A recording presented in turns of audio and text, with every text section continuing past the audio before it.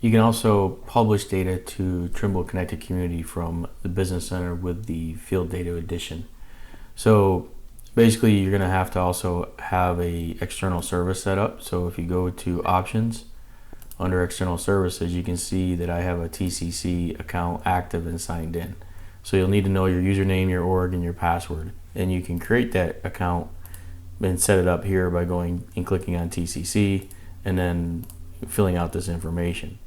So once you have that, the command is also not on a ribbon, but if you go to F12 and type in publish to, and you'll see that publish to CCC is here, so I can select that.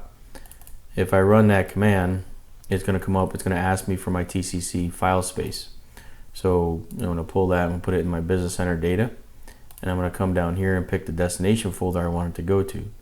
So here I can come in and pick my BC data, my sites, and maybe I'm going to drop it in this folder here in my Connected Community. And then you can select and publish the information. So do you want the layers? Do you want to publish the project file? And other information, labeling points. You can do a Google Earth offset as well. So basically select what you want and then click OK, and it will publish to TCC.